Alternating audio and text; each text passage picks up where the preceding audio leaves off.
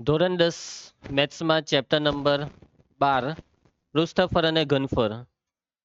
Previous લેક્ચરમાં આપણે આ ચેપ્ટરને ચાલુ કર્યું હતું અને આપણે 6 આકૃતિ એટલે કે 6 પદાર્થોના સૂત્રનો અભ્યાસ કર્યો.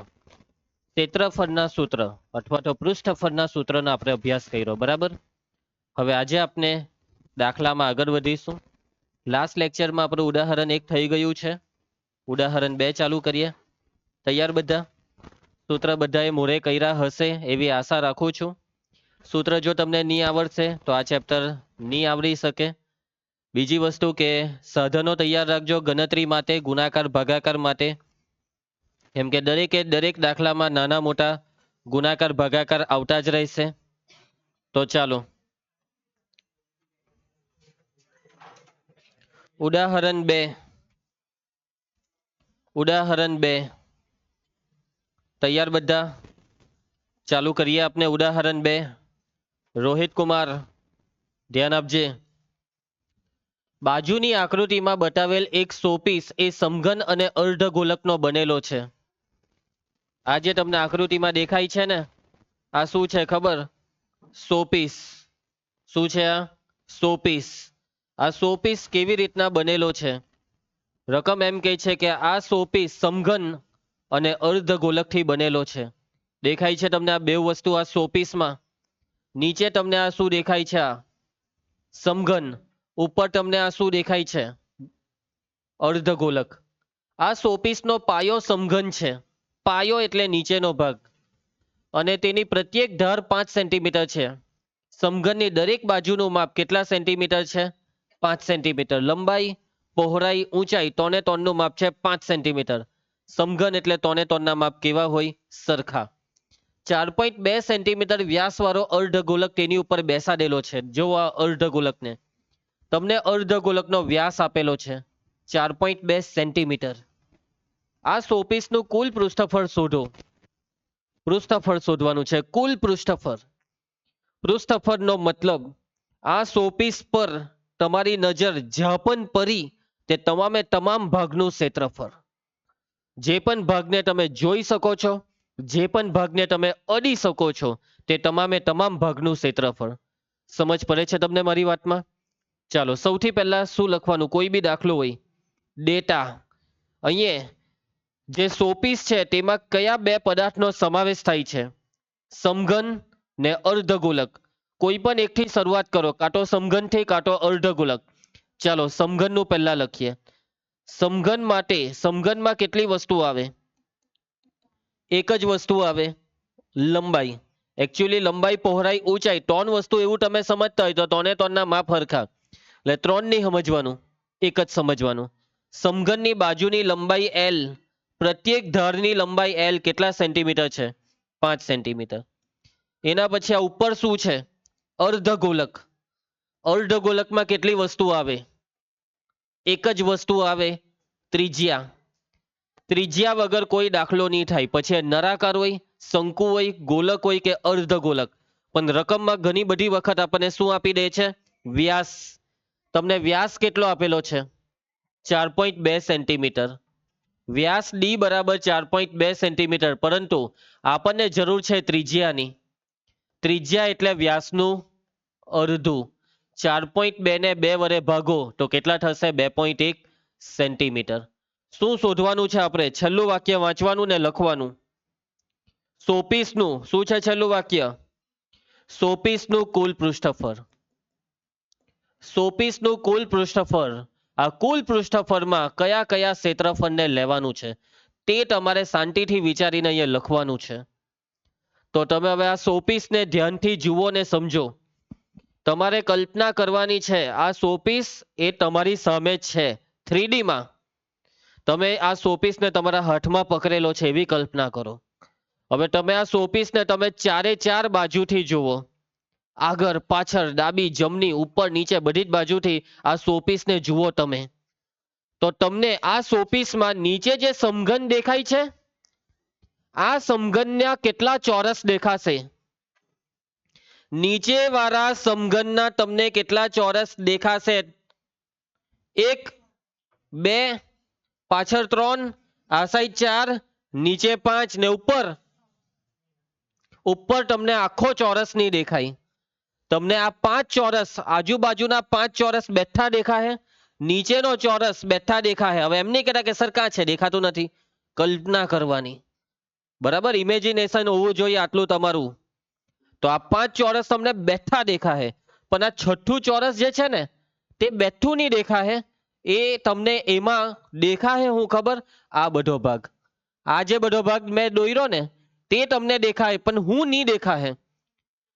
આ ભાગ દેખાય, આ ભાગ તમને ચોરસની ઉપર નહીં દેખાય, કેમ કે અહીંયા ચોરસની ઉપર હું મૂકેલું છે અર્ધગોલક.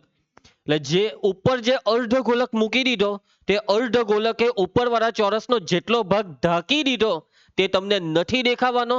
એટલે એટલા ભાગનું ક્ષેત્રફળ નહીં લેવાનું.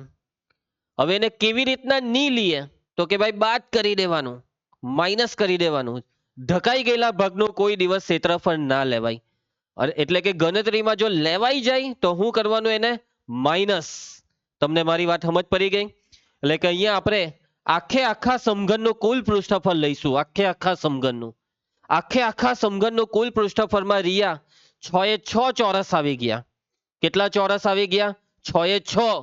પરંતુ જે છઠ્ઠો ઉપરવાળો ચોરસ છે તેમાં આખો ચોરસ નહીં લેવાનો હતો. એમાં જે નહીં લેવાનો હતો તે માઇનસ કરીશું. હું નથી લેવાનું. આમે હું દોર્યું? વર્તુળ. હું દોર્યું મેં એટલે આ વર્તુળનું ક્ષેત્રફળ નથી લેવાનું, એટલે એને શું કરી દેવાનું? માઇનસ. અને હજી એક વસ્તુ બાકી છે. તમે આ શોપીસને ઉપરથી જોવો તો ઉપર તમને આ તકલા જેવું દેખાય તે શું છે? અર્ધગોલકની શું છે? વક્ર સપાટી. અને દેખાયું એટલે એને સરવાળામાં લેવાનું. દેખાયું ને? નજર જેના પર નજર પડી તે લેવાનું. એમ નહીં કહેતા કે સર મારી નજર અહીંયા પડી ગઈ. સમજ્યા? આ વર્તુળ તમને નહીં દેખાવું જોઈએ. તમારે આને કલ્પના કરવી પડે. સમજ્યા કે ભાઈ એક સમઘનની ઉપર અર્ધગોલક મૂકીએ તો આપણને શું દેખાય? ક્લિયર? બધાને સમજ પડી ગઈ? તો હવે તમે મને લખાવો કે મેં અહીંયા શું લખું? શોપીસના કુલ પૃષ્ઠફળમાં સમઘનનું શું લખું? તો કે ભાઈ સમઘનનું કુલ પૃષ્ઠફળ લખી દીધું, પણ કુલ પૃષ્ઠફળ નહીં લેવાનું હતું. એક વર્તુળનું ક્ષેત્રફળ નહીં લેવાનું હતું, એટલે એને માઇનસ કરવાનું. હજી એક વસ્તુ લેવાની કઈ છે તો અર્ધગોલકની વક્ર સપાટી. કુલ પૃષ્ઠફળ કેમ નહીં લીધું? અર્ધગોલકનું કુલ પૃષ્ઠફળ કેમ વક્ર સપાટી લીધી? કેમ કે દેખાતું હોય તે લેવાનું. વક્ર સપાટી દેખાય છે કે કુલ સપાટી દેખાતી છે? તમને અહીંયા ખાલી અર્ધગોલકની વક્ર સપાટી દેખાતી છે ને? આ ઉપર વાળું ઘૂમરું દેખાતું છે ને? કોઈના માથા પર એમ ઢીકો માર્યો તો ઘૂમરું થઈ જાય, એવું આ સમઘનને ઘૂમરું થયેલું એવું લાગતું છે. તો એ જ તમને દેખાય. આ કુલ પૃષ્ઠફળ, અર્ધગોલકનું કુલ પૃષ્ઠફળમાં વર્તુળ પણ આવી જાય, પણ વર્તુળ તો થોડું દેખાયું તો ઢકાઈ ગયું, એટલે એને નહીં લેવાનું. જે દેખાય તેને જ લેવાનું રૂમાના. અને શું દેખાતું છે આપણને? માત્ર વક્ર સપાટી. વર્તુળનું ક્ષેત્રફળ ભૂલમાં સમઘનના કુલ પૃષ્ઠફળમાં આવી ગયું. જો કોઈ વસ્તુ ભૂલમાં આવી જાય તો એને પ્રેમથી માઇનસ કરવાનું. પ્રેમથી કહેવાનું ભાઈ તું જીયા કર. સમજી ગયા બધા? ચાલો, હેમાંશુ સમઘનનું કુલ પૃષ્ઠફળ સૂત્ર 6l². એના પછી જયેશ અર્ધગોલકની વક્ર સપાટીનું ક્ષેત્રફળ 2πr². એના પછી જીનલ વર્તુળનું ક્ષેત્રફળ સૂત્ર નથી આવડતું. ઓમ વર્તુળનું ક્ષેત્રફળ ખોટું πr². વર્તુળ, ગોલક નહીં. કોણ? વર્તુળ. આગળનું ચેપ્ટર. ચાલો, સાદુરૂપ. કિંમત મૂકવા પહેલા એક સાદુરૂપ જો તમને દેખાતું હોય તો કહી શકશો મને? આ બેની બાદબાકી થઈ શકે છે. πr² ના સહગુણકોની બાદબાકી 2 માંથી 1 જાય તો કેટલા? 2 માંથી 1 જાય તો 1, એટલે કે 1πr². 6l² ને બેઠું આ બેનું સાદુરૂપ થાય છે 1πr². l 5 નો વર્ગ 5 ગુણ્યા 5 વત્તા પાઈ 22/7 ગુણ્યા r². r 2.1 નહીં લખવાનું, 21/10 ગુણ્યા 21/10. સાદુરૂપ 5 × 5 = 25 છંગ 150. અહીંયા કોણ ઉડી જાય તે એક એક કરીને કહેવાનું. 7 ટાલી 21. નીચે 10 ને ઉડાડવો છે 2 વડે, ગુણાકાર કરવાનો છે આપણે. તો આ 22 તાલી 66 ગુણ્યા 21 ને નીચે 10 દાન 100. 66 ગુણ્યા 21 કરીને આપો. 66 ગુણ્યા 21. ઓકે. હિમાંશુ જરાક અંદરથી જા. અને હર્ષ નોટ કરીને બેગ નીચે મૂકી દે કે જેથી તને સરખી રીતના બેસાય. 1386. 1386 ના છેદમાં કેટલા છે નિધિ? 100. 2 દશાંશ સ્થળ પાછળથી કાપો. 13.86 ને હવે સરવાળો. 0.86 બેઠા 150 માં 13 ઉમેરીએ તો 163.86. એકમ ભૂલી ગયા તો માર્ક ગયો અને એકમ છે સેન્ટીમીટર સ્ક્વેર. નીચે વાક્ય આવું લખી કાઢવાનું કે માટે શોપીસનું કુલ પૃષ્ઠફળ કેટલું આવે છે? શોપીસનું કુલ પૃષ્ઠફળ 163.86 સેન્ટીમીટર સ્ક્વેર છે. સમજ પડી જશે બધાને આ દાખલામાં. આપણે ઉદાહરણ 1 કરેલું તે યાદ છે ને તમને? કેટલી માથાભાર ગણતરી અચાનક જ આવી ગયેલી, કેવા કેવા ગુણાકાર આવી ગયેલા. જ્યારે આ દાખલો જુઓ બહુ આરામથી થઈ ગયો. સામાન્ય ગુણાકાર આવ્યા, એકદમ સામાન્ય. અમુક દાખલા એવા હશે કે જે બહુ આરામથી થશે, અમુક એવા હશે કે જેમાં બહુ ભારે મહેનત માંગશે. ચાલો આગળ વધીએ. ઉદાહરણ 3. આમાં કોઈને કઈ તકલીફ? ઉદાહરણ 3 ને સમજીએ. બાજુમાં આકૃતિમાં બતાવેલ એક લાકડાનું રોકેટ એક નળાકાર ઉપર શંકુ મૂકી બનાવેલું છે. આ છે લાકડાનું રોકેટ. નીચે એક નળાકાર લીધેલો છે ને ઉપર મૂકેલો છે શંકુ. આગળ વાંચો. રોકેટની કુલ ઊંચાઈ 26 સેન્ટીમીટર છે. કુલ ઊંચાઈ. રોકેટની કેટલી ઊંચાઈ? કુલ. કુલ એટલે માથેથી લઈને પગ સુધીની આખી ઊંચાઈ, કઈ બાકી નહીં રહી. શંકુની કુલ ઊંચાઈ 6 સેન્ટીમીટર છે. શંકુની ઊંચાઈ બધું અહીંયા આકૃતિમાં દર્શાવેલું છે. શંકુના પાયાનો વ્યાસ 5 સેન્ટીમીટર છે. દેખાયો શંકુનો પાયો? આને કહેવાય શંકુનો પાયો. જે છે વર્તુળ જેનો વ્યાસ આપેલો છે, કેટલો આપેલો છે? 5 સેન્ટીમીટર. અને એ વ્યાસ તમને સાઈડ પર બતાવેલો છે. અહીંયા તો બે આવી રીતના દર્શાવી શકાય કે આ જે શંકુનો પાયો છે તેનો વ્યાસ કેટલો છે? 5 સેન્ટીમીટર. આગળ નળાકાર ભાગનો વ્યાસ છે 3 સેન્ટીમીટર. દેખાયો કોઈને નળાકાર ભાગ? આ નળાકારનો વ્યાસ એટલે અહીંયા, અને આ વ્યાસ કેટલા સેન્ટીમીટર છે? 3 સેન્ટીમીટર છે. આપણને દાખલામાં વ્યાસ સાથે કઈ લેવા દેવા નથી. આપણને બસ એક જ વસ્તુ જોઈએ, ત્રિજ્યા. આગળ વાંચો. શંકુ આકારના ભાગને નારંગી રંગ કરવો હોય અને નળાકાર ભાગને પીળો રંગ કરવો હોય તો રંગ પ્રમાણે રોકેટના પ્રત્યેક ભાગનું ક્ષેત્રફળ શોધો. રોકેટને કરવાનો છે રંગ. શંકુને કયો રંગ કરવાનો કીધો? નારંગી. ને નીચે નળાકારને પીળો. ઉપર નારંગી ને નીચે પીળો. રંગ પ્રમાણે ક્ષેત્રફળ શોધવાનું છે હેરી. એટલે કે નારંગી રંગ જ્યાં કર્યો તેનું ક્ષેત્રફળ કેટલું, પીળો રંગ જ્યાં કર્યો તેનું ક્ષેત્રફળ કેટલું. રોકેટ હાનું બનાવેલું છે? લાકડાનું રોકેટ પોલું હોય કે નક્કર હોય? નક્કર હોય. આ વાક્ય મગજમાં ઉતરી ગયું બધાને? અને લાકડાનું રોકેટ જો નક્કર હોય તો નીચે આ વર્તુળ ખુલ્લું હોવાનું કે બંધ હોવાનું? બંધ. ઉપર શંકુની નીચે જે આ વર્તુળ દેખાય તે ખુલ્લું કે બંધ? બંધ. આ વસ્તુ ક્લિયર? એટલે કે જે ભાગ બંધ છે તેને પણ ક્ષેત્રફળમાં ગણતરીમાં લેવો પડે. બરાબર છે પ્રાચી? ચાલો સૌથી પહેલા શું લખીશું ઓમ આપણે? ડાટા. ચાલો ડેટામાં અહીંયા કેટલા ભાગ છે? ઉપર શંકુ છે, નીચે નળાકાર છે. હવે તમારી પાસે કુલ ઊંચાઈ છે, શંકુની ઊંચાઈ છે, શંકુની ત્રિજ્યા છે. શંકુ માટે બધી વસ્તુ છે પણ ત્રાસી ઊંચાઈ છે શંકુ માટે? ત્રાસી ઊંચાઈ નથી. એટલે આ ત્રાસી ઊંચાઈ આપણે શોધવી પડશે. ત્રાસી ઊંચાઈ શોધીને કરવાના હું?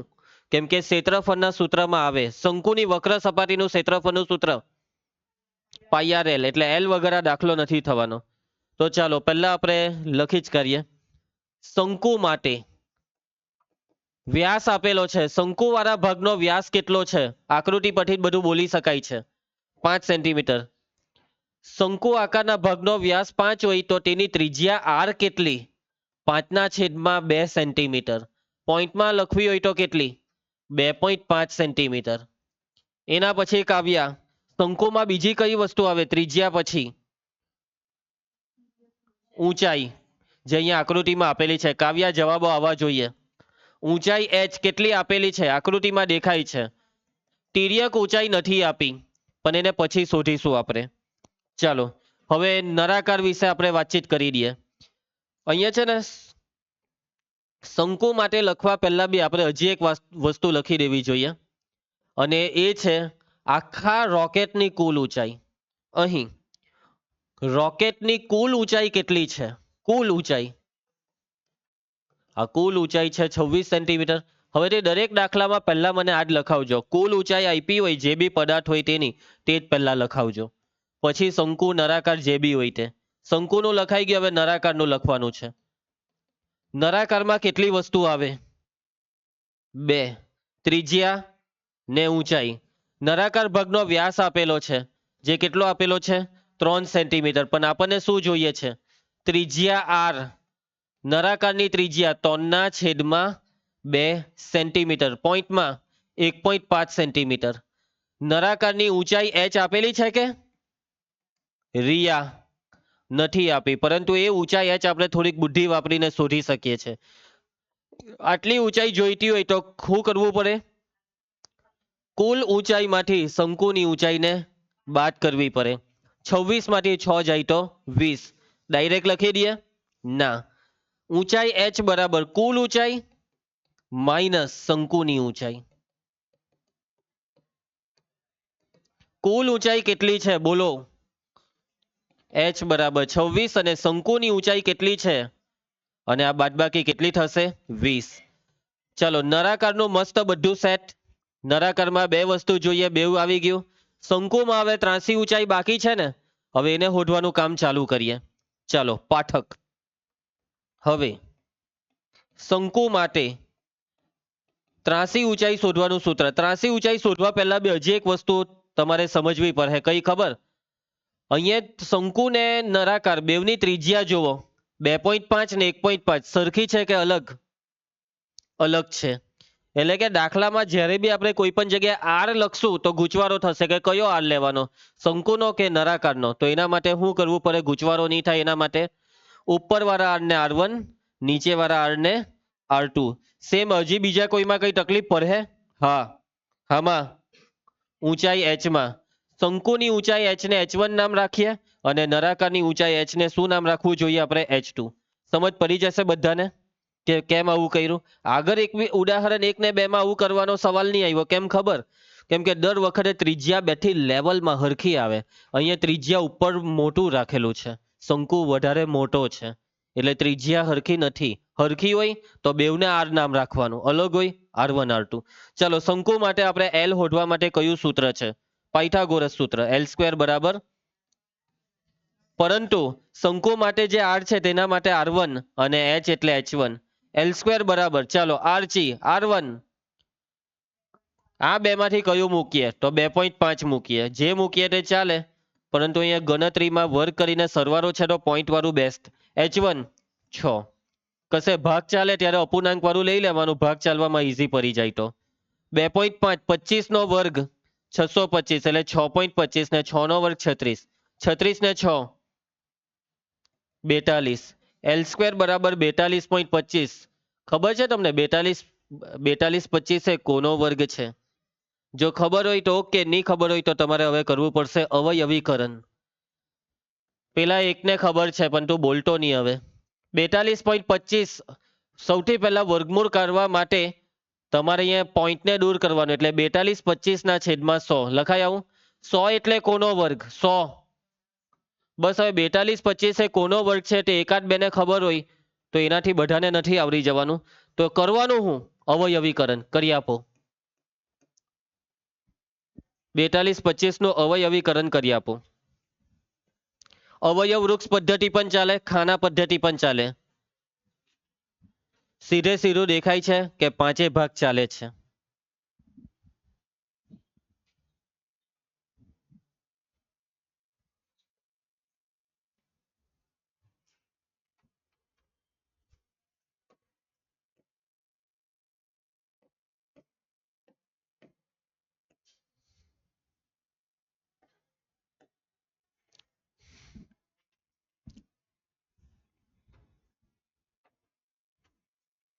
169 પર પહોંચીએ એટલે પછી કઈ વિચારવાનું આવે જ નહીં. ખબર જ હોવી જોઈએ. 13 નો વર્ગ 13 ભાગ ચાલે. આ અવયવીકરણથી આપણને ખબર પડી ગઈ કે જો આ 13 કેટલી વાર? 2 વાર ને 5 2 વાર એટલે 13 50 65. 65 નો વર્ગ છે 42 25. દરેક વર્ગને દૂર કરી દો તો L બરાબર 65/10, માટે L બરાબર 6.5 સેન્ટીમીટર. હવે દાખલામાં ગણતરીમાં કોઈ પણ જગ્યાએ જે બી સૂત્ર આવે આપણી પાસે બધી વસ્તુ તૈયાર છે. તો હવે આપણે ચાલુ કરીશું આપણી ગણતરી. તો સૌથી પહેલા કયા ભાગનું ક્ષેત્રફળ શોધીશું? જેને નારંગી રંગ કરવાનો છે તે ભાગ. નારંગી રંગ કરવાના ભાગનું ક્ષેત્રફળ. નારંગી રંગ કરવાના ભાગનું ક્ષેત્રફળ. હવે તમારે પાછી તમારી કલ્પના શક્તિ જગાવવી પડશે અને મને હરખી રીતના કહેવું પડશે. રકમ એમ કહે છે કે નારંગી રંગ શંકુવાળા ભાગ પર કરવાનો, પણ શંકુવાળા ભાગ પર બી કાં? જ્યાં દેખાય ત્યાં. તો હું દેખાયું તે હરખું કેવો? વક્ર સપાટી દેખાય, પૈટું. બીજું કઈ રહ્યું? હવે લાકડાનું રોકેટ છે, નક્કર છે. નીચે શું છે? વર્તુળ છે.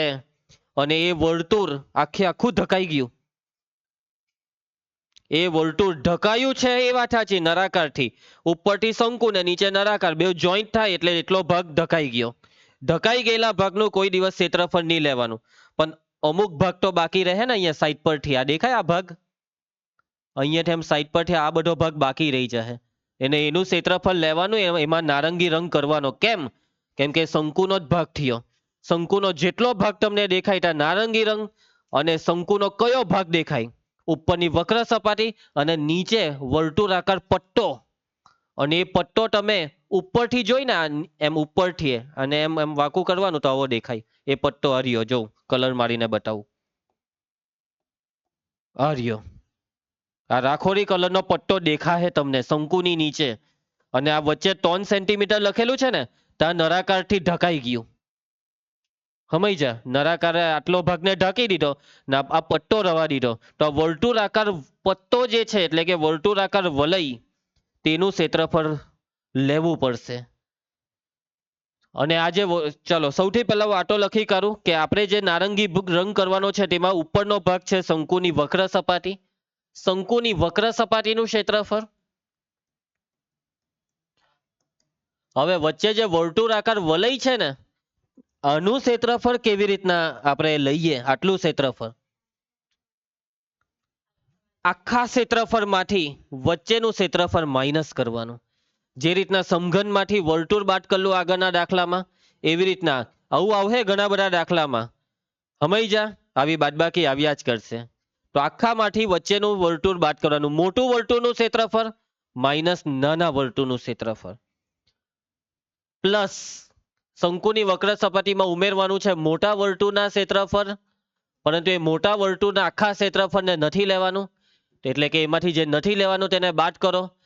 નાના વર્તુળનું ક્ષેત્રફળ નથી લેવાનું. ચાલો હવે બસ ખાલી ગણતરી છે, સૂત્ર બોલવા માંડો. શંકુની વક્ર સપાટીનું ક્ષેત્રફળ R એટલે R1 છે, સાચી વાત. શંકુમાં L માટે L જ છે. વર્તુળના ક્ષેત્રફળનું સૂત્ર, મોટું વર્તુળ એટલે કયું વર્તુળ? શંકુ વાળું કે નળાકાર વાળું?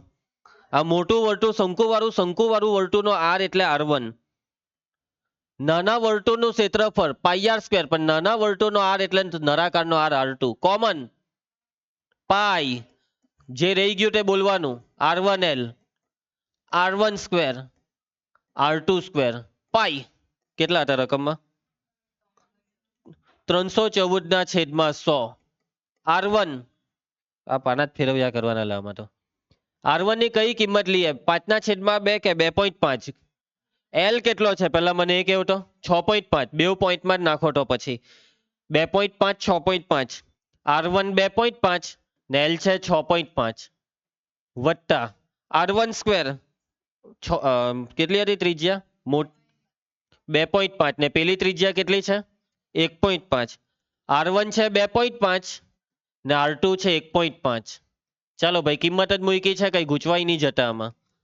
અહીંયા ભાગ ચાલે છે પણ 100 ને છેડવા નથી આપણે. 65 ગુણ્યા 25,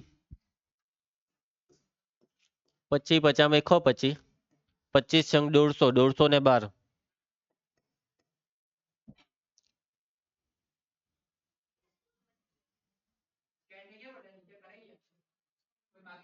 અટેન્ડન્સ મશીનમાં કોઈએ બાકી છે?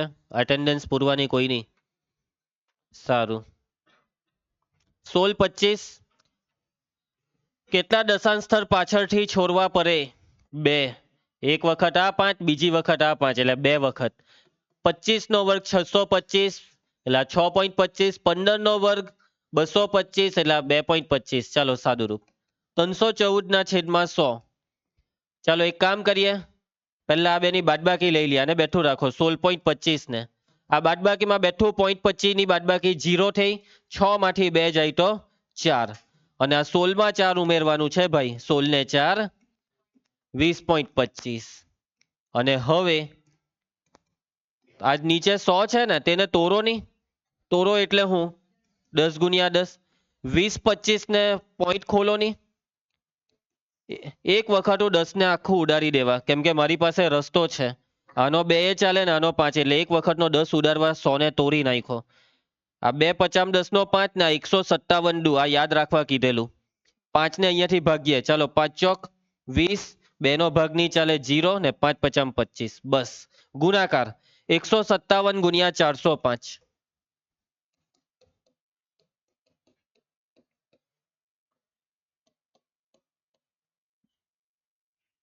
અહીંયા દેખાય જ છે શું કરવાનું છે, બોર્ડ પર તૈયાર જ છે.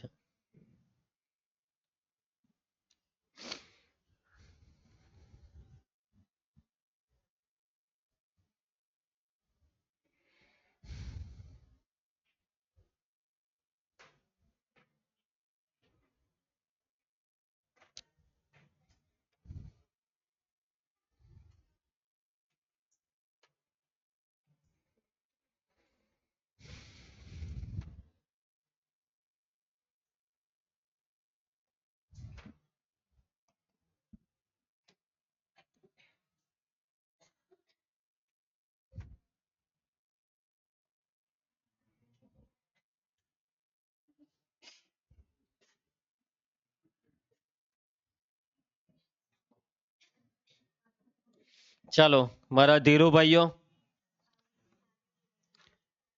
કર્યો ગુણાકાર? કા બોલો. ડન કરું આને? કોઈને કઈ સમસ્યા છે આ ગુણાકારમાં?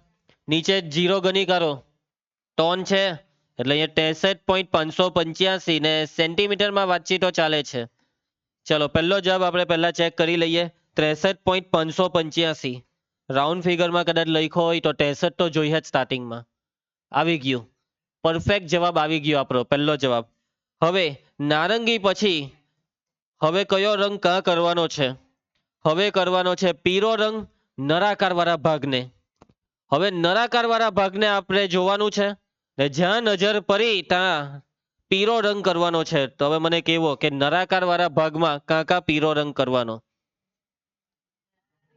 વક્ર સપાટી તો આવવાની જ છે. મેઇન બેનું નીચે ને ઉપર જોવાનું. આ નીચેના વર્તુળ પર અહીંયા કરવો પડે પીળો રંગ, કેમ કે છે દેખાય છે નક્કર છે, એટલે વર્તુળ નીચે છે પોલું નથી. ને ઉપર અહીંયા બી એક વર્તુળ આવે એમ નળાકારનું, તેના પર કરવાનો પીળો રંગ. ઢકાઈ ગયું ને, તો હું ભાઈ ખોલીને કરવો પીળો ને પાછો જોઈન્ટ કરવો? ઢકાઈ ગયેલી વસ્તુને કોઈ દિવસ ગણતરીમાં લેવાની નહીં. એટલે કે અહીંયા આપણે નળાકારના ક્ષેત્રફળમાં વક્ર સપાટી લેવાની છે અને નીચે વાળું વર્તુળ લેવાનું છે. હા ચલો અહીંયા લખાવો વાક્ય આની જેમ જ. પીળો રંગ કરવાના ભાગનું ક્ષેત્રફળ. પીળો રંગ નળાકારની વક્ર સપાટી પર કરવાનો છે, એટલે નળાકારની વક્ર સપાટીનું ક્ષેત્રફળ. અને પીળો રંગ નળાકારની નીચે જે વર્તુળ છે તેના પર કરવાનો. નળાકારની નીચેનું વર્તુળ એ બે વર્તુળમાં નાનું વર્તુળ છે. નાના વર્તુળનું ક્ષેત્રફળ. તમે અહીંયા નાના વર્તુળનું ક્ષેત્રફળ એવું લખવાની જગ્યાએ બીજું બી એક વસ્તુ લખી શકો. નળાકારના આધારનું ક્ષેત્રફળ, નળાકારના પાયાનું ક્ષેત્રફળ, બધું એક જ થયું. ચલો સૂત્ર, નળાકારની વક્ર સપાટીનું ક્ષેત્રફળ. નળાકાર માટે જે આર અને એચ છે તે R2H2 હતા. નાના વર્તુળનું ક્ષેત્રફળ πr². નાનું વર્તુળ એટલે નળાકાર વાળું એટલે R2 જ ને. કોમન પાઈ R2 કૌંસમાં શું રહી ગયું 2H2 ને અહીંયા એક વખત R2 રહી ગયો પાઈ 314/100. R2 યાદ હોય તો 1.5 15/10. 2H2 H2 20 હતા. R2 1.5 હતો. અહીંયા કેમ 15/10 ની લખ્યું? કેમ કે અહીંયા પછી સરવાળો કરવાનો છે એટલે પોઈન્ટમાં હોય તો સરવાળો થઈ જાય. જ્યારે અહીંયા ભાગ ચલાવવા માટે મેં અહીંયા પોઈન્ટને દૂર કર્યું. ચાલો ભાગ ચલાવીએ. 5 તાલી 15, 5 દુ 10 ના 2 ને ભાગી કાઢો 157. હવે બાકીનું બેઠું અહીંયા 157 ગુણ્યા 3 કરી નાખીએ કે ચાલો મોડે જ થઈ જાય. 7 તાલી 21 વધી 2, 5 તાલી 15 ને 2 17, 3 એકા 3 ને 1 4, 471/100. 20 દુ 40 વત્તા 1.5 સરવાળો 41.5. પોઈન્ટને દૂર કરી દઈએ આપણે. ભાગ તો ચાલવાનો છે નહીં, કઈ નહીં કરી નાખીએ. 41.5 એટલે 415/10 ને ગુણાકાર 471 ગુણ્યા 415.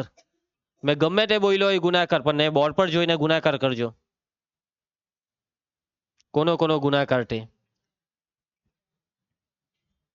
471 ગુણ્યા 415.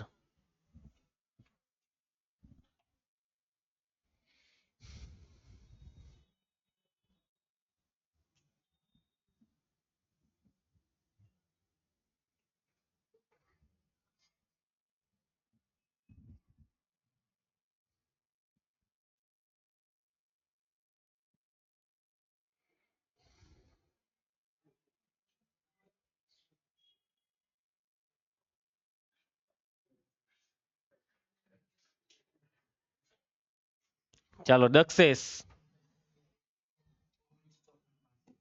195465 વેરીફાઈ કરો બાકીના વિદ્યાર્થીઓ. નીચે મીંડા ગણી નાખો હેરી. એટલે અહીંયા 195.465 સેન્ટીમીટર સ્ક્વેર. ચાલો જવાબ જોઈએ.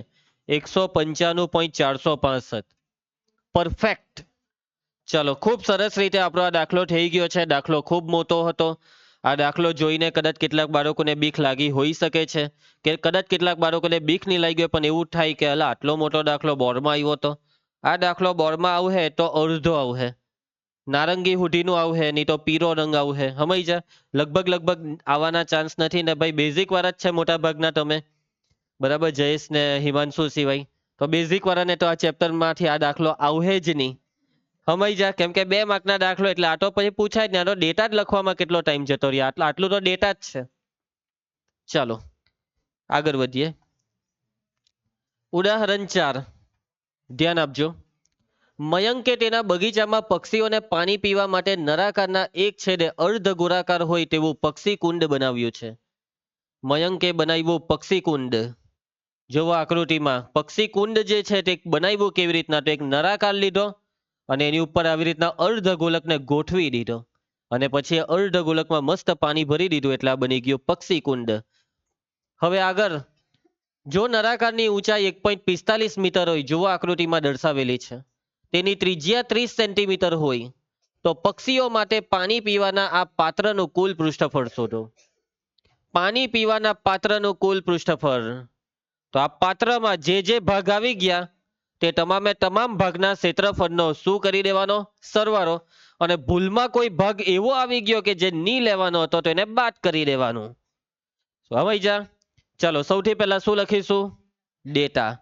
અહીંયા જે પાત્ર છે તે પાત્રમાં 2 વસ્તુની વાત છે કાવ્યા, નળાકાર, અર્ધગોલક. ચાલો પહેલા અર્ધગોલકનું લખી કાઢીએ. અર્ધગોલક માટે રકમમાં આપેલી છે ત્રિજ્યા r કેટલી? 30 સેન્ટીમીટર. એના પછી આ નીચે નળાકાર. નળાકારમાં કેટલી વસ્તુ આવે જયેશ? 3 કે 4? 2 વસ્તુ આવે. અને આ નળાકાર જે છે તેની ત્રિજ્યા આર પણ એટલી જ છે. કેમ બેવની ત્રિજ્યા હરખી? રકમમાં કશે કીધું છે કે બેવની ત્રિજ્યા હરખી છે? ના, પરંતુ એટલું લોજિક આપણામાં છે, આકૃતિ જોઈને ખ્યાલ આવી જાય કે બેવના લેવલ એક સરખા જ છે. સમજ્યા? ચાલો, નળાકારની ઊંચાઈ h પણ આપેલી છે રકમમાં. કેટલી આપેલી છે? અહીંયા લખેલી છે 1.45 મીટર. હવે બીજું આપણને કઈ જોઈતું નથી, બધું જ આવી ગયું. હવે એક વસ્તુ જો તમે અહીંયા નોટિસ કરી હોય તો R1 R2 નહીં કરવું પડે કેમ કે બેવ હરખા છે. પણ નોટિસ કરવાની વસ્તુ ગણતરીમાં એક વસ્તુ, યસ, એકમ. આખી ગણતરી એક જ એકમમાં થવી જોઈએ, કાં તો આખી ગણતરી સેન્ટીમીટરમાં થવી જોઈએ, કાં તો આખી ગણતરી મીટરમાં. તો આપણે કયા એકમમાં ગણતરી કરીએ? સેન્ટીમીટરને મીટરમાં ફેરવીએ કે મીટરને સેન્ટીમીટરમાં? તો આપણે સેન્ટીમીટરને મીટરમાં ફેરવવાનું રાખીએ. બરાબર. ચાલો, સેન્ટીમીટરને મીટરમાં ફેરવવું હોય તો 100 વડે ગુણવાનું કે ભાગવાનું? બરાબર છે, 100 વડે ભાગવાનું. એટલે કે આપણે આ 30 ને 100 વડે ભાગવા પડે. જેવું આપણે આ 30 ને 100 વડે ભાગ્યું, જેવું નીચે 100 લખ્યું એટલે તરત જ અહીંયા મી લખી દેવાનું, મીટરનો મી. હવે આના સાદુરૂપ તો આ થઈ ગયું 0.3 મીટર. સો સેમ નીચે બી આ જ વસ્તુ લખી કરો કે ભાઈ આ 30 સેન્ટીમીટર એટલે 0.3 મીટર. ચાલો ગણતરી ચાલુ કરીએ. છેલ્લું વાક્ય, પક્ષીઓ માટે પાણી પીવાના પાત્રનું કુલ પૃષ્ઠફળ. પાત્રનું કુલ પૃષ્ઠફળ. આ કુલ પૃષ્ઠફળમાં તમારી નજર કયા કયા ભાગ પર પડવાની છે? પાત્રને એમ સામેથી જોઈએ તો આ સામે તમને આ શું દેખાવાનું છે? નળાકારની વક્ર સપાટી. ઉપરથી જોઈએ તો આ શું દેખાવાનું છે? અર્ધગોલકની વક્ર સપાટી. હવે નીચેથી તમને શું લાગે, આ પોલું પાત્ર હશે કે ખુલ્લું હશે? નક્કર હશે. નક્કર નહીં હોય, પોલું હોય તો પેલું અંદર બેહાયરું. સમય જા. પોલું જ નળાકાર હોય તો પેલું ઉપરથી બેઠું આખું પોલું જ હોય. આ નીચેથી ઢાંકનું ઢાંક્યું હોય તો એની ઈચ્છા, પણ ઢાંકનું ઢાંકીએ તો બી પોલું જ રહી. હવે નીચે ઢાંકનું ઢાંકીને કરવાના હું? પક્ષીને કઈ નીચે મારો બાંધી આપવાનો છે? પક્ષી કુંજ છે ને, પક્ષી પાણી પીવા આવે, પાણી ઉપરથી પીને ઉડી જશે. પછી નીચે તમે બધી સર્વિસ નહીં આપો એટલી બધી. એટલે નીચેથી ખુલ્લું જ છે. બસ પૈટું પૈટું ભાઈ, બે જ વસ્તુ છે. નળાકારની વક્ર સપાટી છે ને અર્ધગોલકની બી વક્ર સપાટી. આ બેવનો ક્ષેત્રફળનો સરવાળો. પૈટું, બસ બીજું કઈ છે નહીં. નીચે તો ખુલ્લું પાત્ર છે. ભલે રકમમાં કીધું નહીં હોય, પણ આપણે શું દોરાવી પડે જયેશ? બુદ્ધિ દોરાવી પડે. ચલો, નળાકારની વક્ર સપાટીનું ક્ષેત્રફળ એ ધ્યાન આપો, વત્તા ગોલકની વક્ર સપાટીનું ક્ષેત્રફળ, અર્ધગોલકની વક્ર સપાટીનું ક્ષેત્રફળ. સૂત્ર બોલશે આ વખતે કોણ ખબર? અંશ. નળાકારની વક્ર સપાટીનું ક્ષેત્રફળ 2π/h, પરફેક્ટ. અને આનું સૂત્ર બોલશે આ બાજુ પ્રાચી, અર્ધગોલકની વક્ર સપાટીનું ક્ષેત્રફળ. હા, 2πr², બરાબર છે. ધમા કોમન, કોને કોને કોમન લીએ? 2π ખોટું, 2πr. r તને બેવમાં નહીં દેખાયો? જે બેવમાં દેખાય તે કોમન. બગ્ગા શું કરવા મારે છે? કાઉન્સમાં શું રહી ગયું? h ને અહીંયા રહી ગયો r. ચલો પાઈ 22/7 r 0.3 3/10. કાવ્યા h 1.45. જીનલ r 0.3. સરવાળો છે એટલે પોઈન્ટમાં રાખો. ભાગ ચલાવ્યા 2×10 કરું. 22 દુ 44 ગુણ્યા 3/7/10. આ સરવાળો તમે કહી શકશો કેટલો થાય? તમે કહો કે સર 45 ને 3 46 48 48 એટલે 1.48 લખી દે. 1.48 ખોટું. આ 3 ને 30 છે. 45 ને 30, 4 ને 3 7 75, 1.75. 44 ગુણ્યા 3/7/10 પછી કરીએ, પછી રાખો. 175 કે આપણે આ છેલ્લે જ બધા ગુણાકાર લેવાના, કશે વચ્ચે ભાગ ચાલતા ચાલી જાય એટલા માટે. કોને 10 લખાયું? ચલો મને લાગે આ 7 ચાલતું હશે. ચેક કરો તો 7 દુ 14 3 વૈધા ચાલવાનું. 7 દુ 14 ને 7 પચામ 35. હા ભાઈ 25 ચોક 100, 11 ચોક 44. મજા જ આવી ગઈ. આવા ભાગ ચાલી જાય તો મજા જ આવી જાય. 11 ટાલી ને છેદમાં 10 પોઈન્ટ કાપી લો. એકમ બોલશે નીલ. એકમ મીટર ખોટું. Metre square. મીટર સ્ક્વેર માટે પાત્રનું કુલ પૃષ્ઠફળ 3.3 મીટર સ્ક્વેર છે. બહુ ઈઝી દાખલો. આ દાખલો બોર્ડમાં એકવાર પૂછાયેલો બી છે.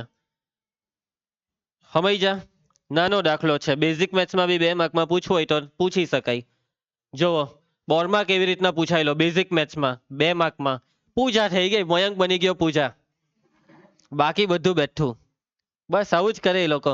પછી આ 1.45 આ માપ બદલી કરે, પણ આ માપ બેઠા છે. ખાલી મયંક બની ગઈ પૂજા એટલું જ છે. મયંકને વીક પહેરાઈ દીધી. ચાલો હવે બેઝિક મેથ્સમાં મોસ્ટ એટલે મોસ્ટ આઈએમપી દાખલો આવ્યો. આ દાખલો બેઝિક મેથ્સ માટે બી મોસ્ટ આઈએમપી, સ્ટાન્ડર્ડ મેથ્સ માટે બી મોસ્ટ આઈએમપી. આ દાખલો રકમ બદલીને અથવા આ જ રકમ સાથે બોર્ડમાં પૂછાવાના મેક્સિમમ ચાન્સ છે. આ દાખલો 1 માર્કમાં બી આવે, 2 માર્કમાં બી આવે, કેમ કે નાનો દાખલો છે. 1 માર્કમાં આવે તો એની ઓકાત પ્રમાણે એકદમ જરીક મસ્તી ગણતરી રફ પાનામાં કરીને જવાબ. 2 માર્કમાં આવે તો પદ્ધતિસર આકૃતિ દોરીને સૂત્ર મૂકીને જવાબ. સમજી જા. ચલો રકમને સમજો. 2 ઘન પૈકી 2 ઘન, ઘન એટલે સમઘન. યાદ છે ને વંશિકા? નથી, કઈ વાંધો નહીં. અને ઘન પદાર્થ એટલે ઘન પદાર્થ એટલે નક્કર પદાર્થ. તમારી ઝેરોક્સમાં લખેલું છે આ વસ્તુ. ઘન પદાર્થ એટલે નક્કર પદાર્થ. મહિલો યાદ રાખજો. આ બધું મેં કીધેલું. નિધિ તો જવાબ નથી આપતી, મને મજા નહીં આવશે. જવાબ આપ હે ને. ચાલો ભાવસાર. પ્રત્યેકનું ઘનફળ 64 centimetre cube. બે સમઘન છે. કેટલા સમઘન છે? 2. બેવનું ઘનફળ, બેવનું ઘનફળ 64 સેન્ટીમીટર ક્યુબ. હવે અહીંયા વાક્ય સમજો. પ્રત્યેકનું એટલે બેવનું ટોટલ કે બેવનું અલગ અલગ 64? અલગ અલગ. પ્રત્યેકનું અથવા દરેકનું આવો શબ્દ આવે એટલે પહેલાનું 64, બીજાનું 64. ચાલો તેવા 2 ઘનને જોડવાથી બનતા લંબઘનનું કુલ પૃષ્ઠફળ. તમે 2 ઘનને જોડો, પહેલો સમઘન બીજો સમઘન જોડી દીધો તો હવે આ શું બની ગયું? લંબઘન. અને તેનું પૃષ્ઠફળ. હવે આપણે આકૃતિ દોરીશું. જો સમઘન કેવી રીતના દોરાય તે મેં તમને શીખવાડેલું છે, પણ હું અહીંયા ડાયરેક્ટ ઉચકી લઉં છું.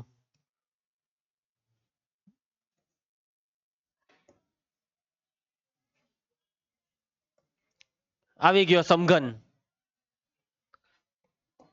1 ની 2 હતા. કેટલા હતા? બેવ સમઘનની સાઈઝ સરખી કે અલગ? કેમ હરખી? હા, બેવના ઘનફળ હરખા છે ને. બેવના 64.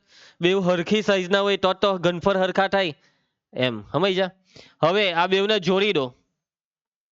જોવો જોડી દીધા. જોયા તમે? આ બેવને જોડી દીધા. હવે જોડી દીધા પછી હવે આ શું દેખાય છે? લંબઘન. આ વચ્ચે જે છે ને વચ્ચે વાળો ભાગ, હવે આ ચોંટી ગયું એટલે હવે ભૂલી જવાનું. આટલું ભૂલી જવાનું. એટલે હવે તમને જો આ લંબઘન લાગે છે બરાબર. ચાલો પણ એ તો ખાલી સમજાવવા સારું છે. ચાલો કામ ચાલુ કરીએ. અહીં તમને રકમમાં શું આપેલું છે? સમઘનનું શું આપેલું છે? ઘનફળ. સમઘનનું ઘનફળ તમને રકમમાં આપેલું છે 64 સેન્ટીમીટર ક્યુબ. ઘનફળ આપ્યું છે, જે આપ્યું છે તેનું સૂત્ર મૂકો. સમઘનનું ઘનફળ 9મા ધોરણમાં સૂત્ર બનેલા, યાદ કરીને જલ્દી કહેજો. એલ ક્યુબ બરાબર છે. સમઘનનું ઘનફળનું સૂત્ર એલ ક્યુબ. ઘનફળના સૂત્ર બે વાંચવાના ચાલુ કરી દેજો ઝેરોક્સમાંથી. બરાબર 64. હવે જો ડાબી સાઈડ એલ ક્યુબ, ડાબી સાઈડ જો 3 ઘાત હોય તો વિચારો આ 64 કોનો ઘન છે? 4 નો ઘન 64, માટે એલ બરાબર 4 સેન્ટીમીટર નો. પટી ગયું. 4 સેન્ટીમીટર ક્યુબ ની લખાઈ કરતા. ચાલો હવે જો આ જે સમઘન છે ને તેની બાજુની લંબાઈ કેટલી આવી? 4 સેન્ટીમીટર. આકૃતિમાં દર્શાવી દો. એટલે કે આ જે માપ છે તે 4 સેન્ટીમીટર ને આ માપ બી કેટલું? 4 સેન્ટીમીટર. એવી રીતના આ પહોળાઈ દેખાય એ પણ કેટલી? 4 સેન્ટીમીટર. ઊંચાઈ દેખાય ઊંચાઈ તે પણ કેટલી? 4 સેન્ટીમીટર. પણ હવે આપણે વાત કરવાની છે લંબઘનની. તો લંબઘન માટે આ પહોળાઈ છે 4, ઊંચાઈ છે 4 ને લંબાઈ 4 ને 4 8. નિધિ સમજ પડી ગઈ? 4 ને 4 8 સેન્ટીમીટર. એટલે કે હવે આપણે લંબઘનના ડેટા લખવાના છે જે આપણને આકૃતિમાં આપણે દર્શાવ્યા. બંને ઘનને જોડવાથી બનતા લંબઘન માટે, આ લંબઘન માટે લંબાઈ પહોળાઈ ઊંચાઈ ભવ્ય લંબાઈ L બોલ 4 વત્તા 4 બરાબર 8 સેન્ટીમીટર.